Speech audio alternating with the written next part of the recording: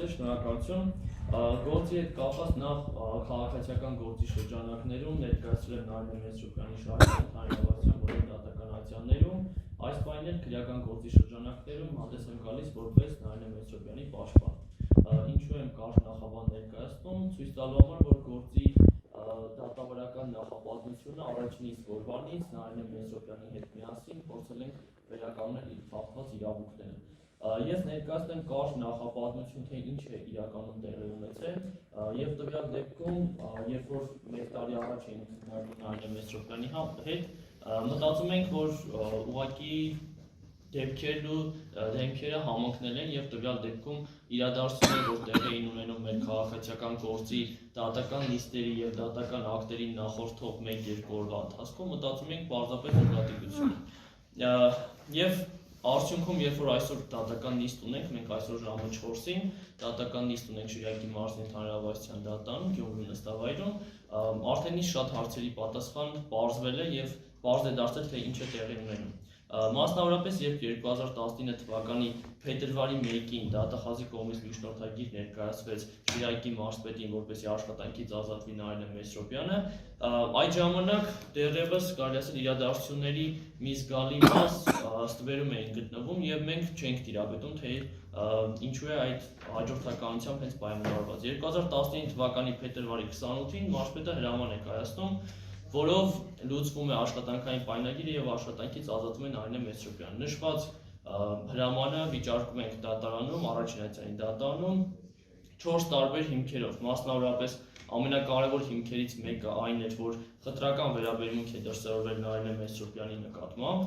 երկրորդ կարևոր հիմքը կայանում էր նրան, որ դատախազի միջնորդագիրը չի կարող հիմք հանդիսանալ աշխատանքային պայմանագիրը լուծելու, որտեղ աշխատանքային օրենսգիրքը որևէ նման հիմք չի նախատեսում։ Դրանից բացի այն հանգամանքն ենք մատնանշել, որ նույն արարքի համար, ենթադրյալ արարքի համար Նարինե Մեսրոպյանը կրկին անգամ պատասխանատվության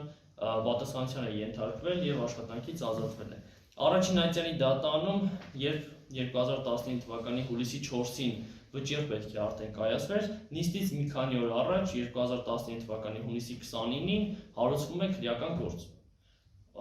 Երբ որ հուլիսի 4-ին արդեն մենք պետք է վճիռ ունենք։ Հաջորդ զուգադիպությունը, որ հետևությունները թողնելու եմ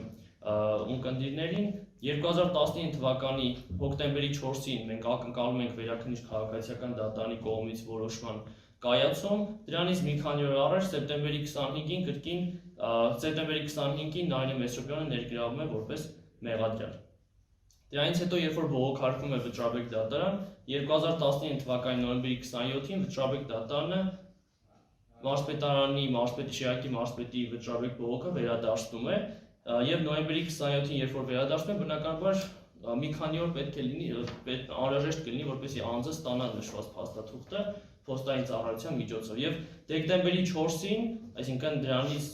7 օր անց մոտավորապես նոր քրեական գործ է հարուցվում։ Կրկին հետագայում միացում է Նարինե Մեսրոպյանի գործին, որ ներգրաված էր որպես մեղադրյալ։ Դրանից հետո 2020 թվականի փետրվարի 25-ին, մինչ այդ նախ հունվարի 22-ին Վճռաբեկ դատարանի կողմից առանց քննության է թողնվում Շիրակի մարզպետի կողմից ներկայացված Վճռաբեկ բողոքը, այսինքն ըստ էության քննություն չի իրականացնում Վճռաբեկ դատարանը, նշելով, որ ձևական պահանջները չեն պահպանվել եւ առանց քննության թողնելու հիմքեր կան։ Դրանից հետո արդեն 2020 թվականի փետրվարի 25-ին վերականգնվում է աշխատանքում Նարինե Մեսրոպյանը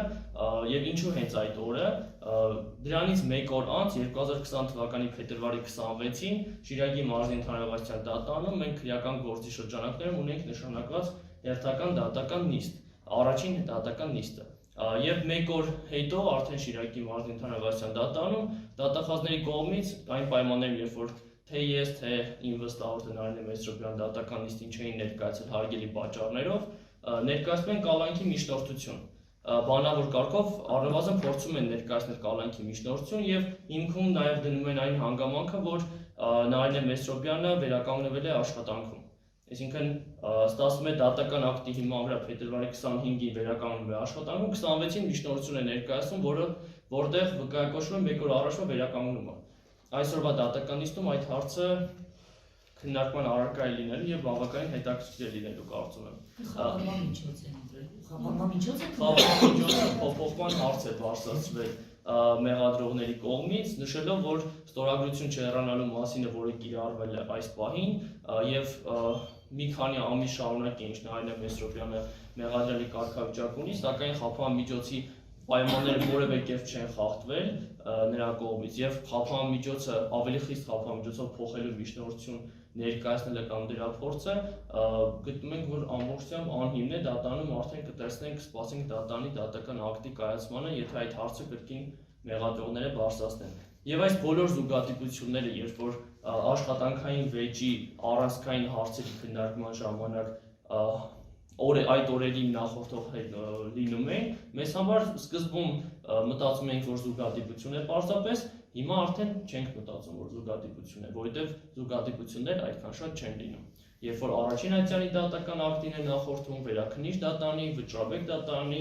այժմ էլ քրեական գործի շրջանակներում կարևոր առաջին դատական նիստին է նախորդել վերականգնումը եւ կալանքի միջնորդությունը։ Այսինքն ինչ է ստացվում։ Այս բանը նաև մեկ-երկու բառ թե ինչ է շարունակությունը եղել վերականգնումից հետո։ Վերականգնումից հետո Նարինե Մեսրոպյանի կրկին աշխատանքից ազատելու հարց է բարձրացվել դատախազության կողմից, միջնորդագիր է ներկայացվել կրկին Շիրակի մարզպետին, այն պայմաններում, երբ առաջին այցյանի դատանը հստակ արձանագրել է, որ դատախազի միջնորդագիրը չի կարող հիմք հանդիսանալ աշխատանքից ազատելու համար, որովհետև աշխատանքային օրենսգիրքը պարզապես նման հիմք չի նախատեսում։ Կրկին միջնորդագիր է ներկայացվել աշխատանքից ազատելու վերաբերյալ, բացատրագիր է, բացատրություն է վերցվել Նարինե Մեսրոպյանից, բնականաբար մեր կողմի դիրքորոշումը եղել է այն, որ ունենք դատական ակտ, որը մտել է օրինական ուժի մեջ եւ որը պետք է կատարվի։ Այսինքն կատարվել է, անձը վերականգնվել է աշխատանքում, բայց անձի վերականգնվել աշխատանքի չպետք է կրի ձևական բնույթ։ Այսինքն բովանդակային տեսանկյունից անձը պետք է վերադառնա իր աշխատանքին։ Այդ միջնորդությունը քննվել է։ Միջնորդագիր մարզպետի որոշման վերաբերյալ մենք այս բանի տեղեկատվություն չունենք, այսինքն որոշում դեռևս չի կայացել ոչ աշխատանքից ազատելու, ոչ կարգապահական պատասխանատվության ենթարկելու կամ չենթարկելու վերաբերյալ որևէ նման որոշման մենք չենք տիրապետում այս պահին։ Բայց միտումը, որ կրկին Նարինե Մեսրոպյանից աշխատանքից ազատելու վերաբերյալ ներկայացվել է միջնորդագիր, դա մեր համար մտավախությունների տեղիք է տալիս, ինչու, որովհետև մենք ունենք առջևում քրեական գործով քննություն, շատ կարևոր, եւ դրան զուգահեռ նաեւ ունենք մի իրավիճակ, որ դպրոցը դրանից էականորեն կարող է դուրժել։ Ինչու կարող է դուրժել, քանի որ յուրաքանչյուր երեխա, որը հաճախում է դպրոց, ունի ուսման իրավունք, իսկ ուսման իրավունքը կարող է էականորեն սահմանափակվել այս process-ների ընթացքում։ Մնացածը